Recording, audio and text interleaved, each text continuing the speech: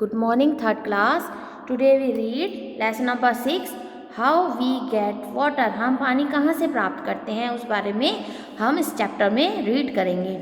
We get water from lakes, rivers, ponds. Lakes, rivers and ponds.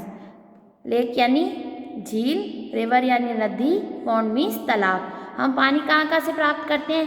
Lake, rivers and pond. We do not use sea water. हम क्यों नहीं use कर सकते सी water? C means समुद्र. समुद्र के पानी का यूज़ क्यों नहीं कर सकते?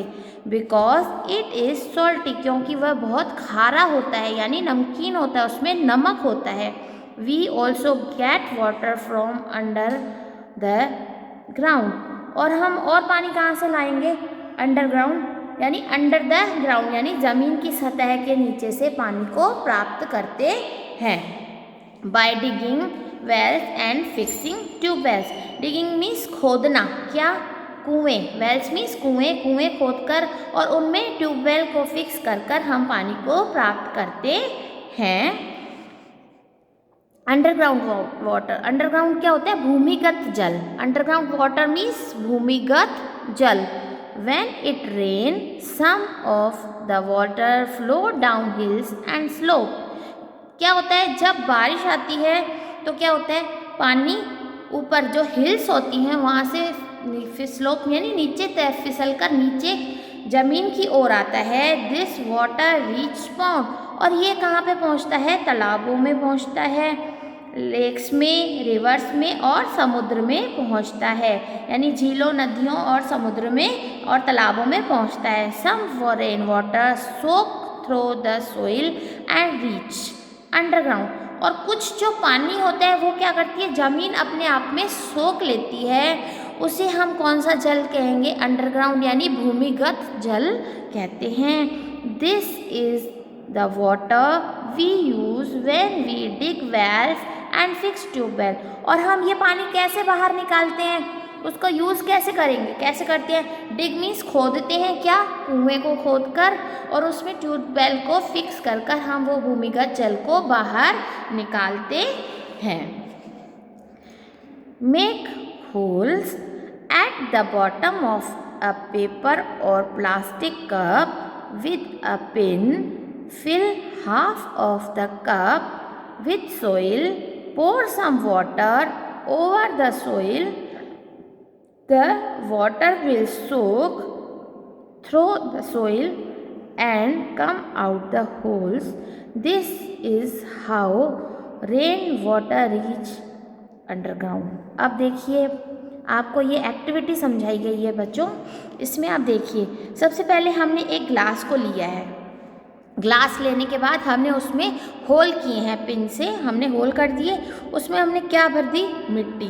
मिट्टी भरने के बाद हमने उसके ऊपर पानी को डाला.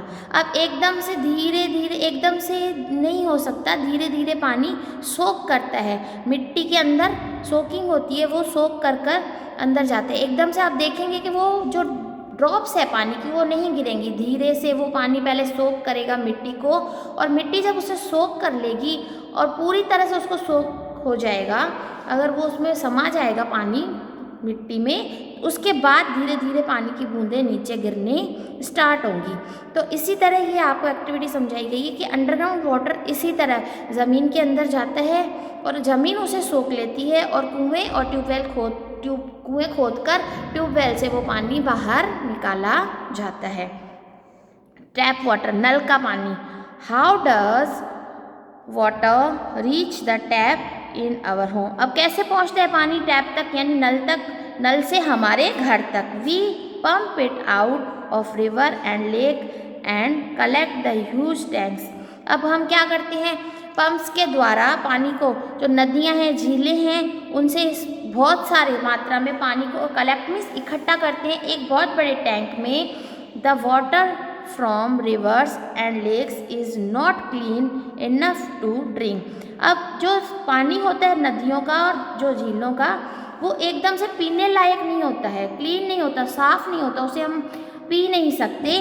तो क्या करते हैं? So we can the water in the tanks by filtering.